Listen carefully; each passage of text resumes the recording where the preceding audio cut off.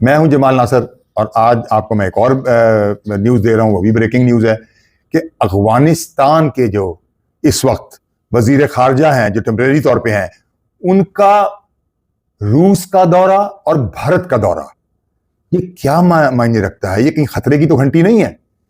ये कोई भारत रूस के साथ तो नहीं मिलकर खेल खेल रहा, या भारत अफगानिस्तान के साथ मिलकर कोई खेल खेलना चाहता है और हमारे दोनों सरहदों को, मशरिक और मगरिब, उनको गैर महफूज करना चाहता है, या हमें सैंडविच बनाना चाहता है? क्या मामला है? और क्या सिर्फ अफगानिस्तान के साथ मिलके, वहां इन्वेस्टमेंट करके, उनके साथ मिलके हमें कुछ दबाव में लाना चाहता है, या कोई हमले का सोच रहा है किसी किस्म का?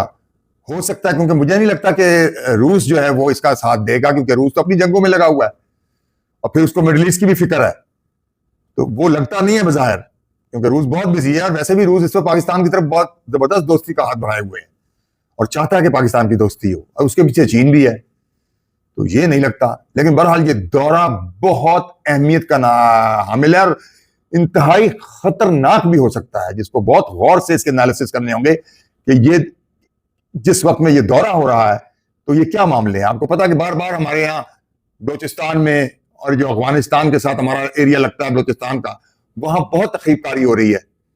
किसी ना किसी दिन अक्सर वहां पे तकरीबकारी हो जाती है और कितने बंदे फिर हमारी फौज उन टेररिस्ट को मारती है। कोई ख्वारिज हैं, कोई पता नहीं, इंडिया की पुष्पनाई पे ये सब खेल हो रहा है।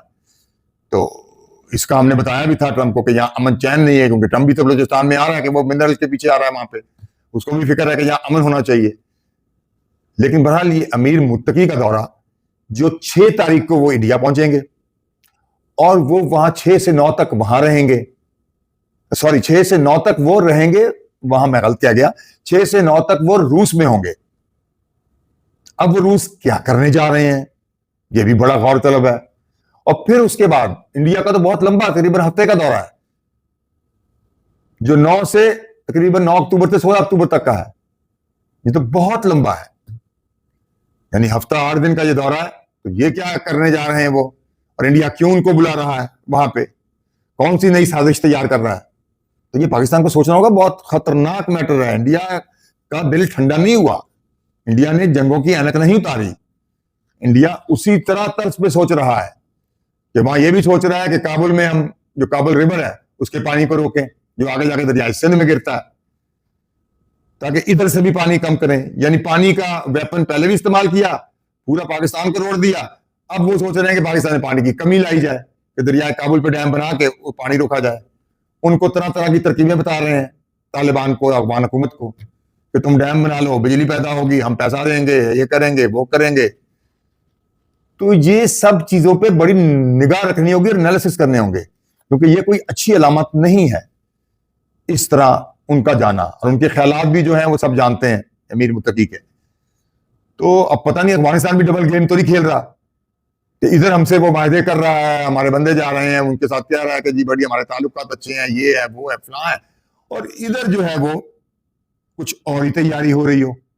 तो बड़ी कड़ी निगाह रखनी पड़ेगी भारत पे और इवन अफगानिस्तान पे भी, तालिबान पे भी, कि ये पाकिस्तान को कहीं नुकसान ना पहुंचाएं किसी किस्म का। बहरहाल हमारे तो अल्लाह के शेर हर वक्त तैयार रहते हैं, और इनको इंशाल्लाह इन्होंने अगर कहीं से भी कुछ वार किया तो इनको भरपूर जवाब मिलेगा, जो भी ये सोच रहे हैं, जो भी ये करने जा रहे हैं।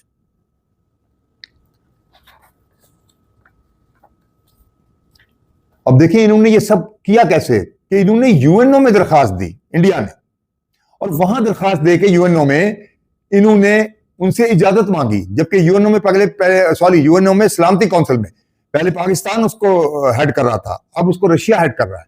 वहां से दरखास्त को मंजूर करवाया कि तालिबान ताकि पाकिस्तान में आ जाए, क्योंकि तालिबान को किसी ने रिकॉग्नाइज नहीं किया सिवाय रशिया के। तो वो ये चाह रहे हैं, हालांकि चीन भी वो इन्वेस्टमेंट कर रहा है, लेकिन चीन ने भी अभी रिकॉग्नाइज नहीं किया। क्या पता इंडिया सोच रहा हो, इंडिया भी रिकॉग्नाइज कर ले कहीं तालिबान को, किसी चक्कर में, हमारे खिलाफ कोई साजिश के चक्कर में इनको रिकॉग्नाइज कर ले। तो ये सब बातें देखनी होगी कि ये खेल क्या खेला जा रहा है और ये क्या हो रहा है। तो इंडिया के कोई इरादे ठीक नहीं है।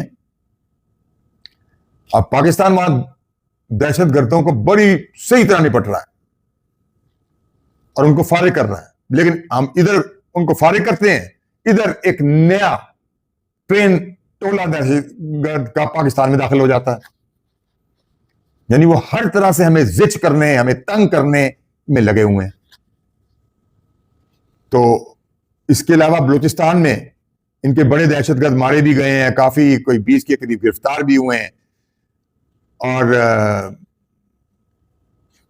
अब देखें कि ये दौरा क्या रंग लाता है और भारत क्या चाहता है। क्या अमन नहीं चाहिए? क्या दिल ठंडा नहीं हुआ? क्या अवाम का नहीं सोचना? और अभी बाहर में इलेक्शन भी हो रहे हैं, अगर मोदी हार गया तो उड़ जाएगा। लेकिन सुना है कि मोदी ने कोई ऐसा इंतजाम किया, पहली दफा ये रिपोर्ट है बाहर के अखबार की कि मोदी वहां कुछ, न्यूयॉर्क टाइम की है ये रिपोर्ट, कि मोदी कुछ इलेक्शन में ऐसी गड़बड़ कराना जा रहा है कि जिसमें मोदी की हार बाहर में मुकम्मल नजर आ रही है कि उसको पलटा जा सके। ये अगर बात हो गई तो पहली दफा इंडिया में होगी। अगर ये हुआ तो इंडिया में ऐसा एहतजाज शुरू होगा कि मेरा ख्याल है फिर उससे रोका नहीं जा सकेगा। तो ये क्या चाहता है? अपने मुल्क को तोड़ना चाहता है। इस कदर कंफ्यूजन, इस कदर नासमझी, इस कदर बेअकली, इस कदर बेचैनी, इस कदर दुश्मनी समझ से बाहर है। लेकिन पाकिस्तान मुंह तोड़ जवाब देगा, आप जो मर्जी कर लें, आप बचेंगे नहीं, जिधर मर्जी से हमला करके देख लें। मैंने तो बार बार कहा कि अमन की तरफ आए। सारे रास्ते अमन से खुलते हैं, जंगों से नहीं खुलते, मुज़ाकरात और अमन से खुलते हैं। सारी दुनिया आपके लिए खुल जाएगी, लेकिन आपको समझ आ ही नहीं रही। मेरा ख्याल अपना मुल्क जब टुकड़े टुकड़े होगा, और मुझे लगता है इस दफा फैसला कौन मामला होगा, और पाकिस्तान कश्मीर भी मेरा ख्याल आपसे ले लेगा, और हो सकता है इसे खालिस्तान ले ले, और चिकन नक भी आपकी टूट जाए, वो भी आपके साथ जो सिस्टर स्टेट्स हैं वो भी अलग हो जाए, क्योंकि चीन और बांग्लादेश और पाकिस्तान तो वैसे चिकन नक के करीब बैठे हुए हैं। तो इतने तमाम खतरात के होते हुए आप जंगों का सोच रहे हैं। वाह, क्या आपकी फॉरेन पॉलिसी है। इसलिए इस वक्त आपकी कोई फॉरेन पॉलिसी नहीं है और मोदी इंतहाई नाकाम है।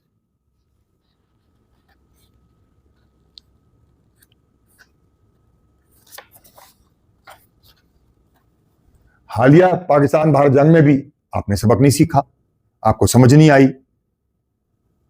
कि चीन और रूस तो चाहते हैं कि ये खत्ता स्टेबल हो, भारत पाकिस्तान की दोस्ती हो, ताकि इस खत्ते को स्टेबल किया जा सके, ट्रेड चले, क्योंकि चीन तो ट्रेड का हामी है और रूस भी इसी चीज का हामी है। लेकिन आप तो लगता है जंगों पे जंगों के हामी है। अमन का तो आपके कहीं करीब से भी वास्ता नहीं हुआ।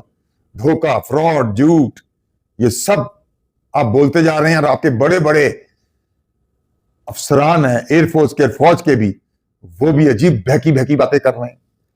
कुछ समझ से बाला है कि आपकी पॉलिसी क्या है, क्या चाहते हैं आप। लगता है आप अपने मुल्क को तबाह बर्बाद करके ही छोड़ेंगे। अब मुझे तो कश्मीर वाकई आजाद होता नजर आ रहा है, बल्कि ना सिर्फ आजाद होता, भारत मुझे टुकड़े टुकड़े होता नजर आ रहा है, जो भारत को शायद समझ नहीं आ रही। याद रखें मेरी बात कि आपको समझ नहीं आ रही ये बात, और जब आपको समझ आएगी तो बहुत देर हो चुकी होगी। मैं हूं जमाल नासर और आप मेरा ब्लॉग देख रहे हैं। शुक्रिया, अल्लाह हाफिज।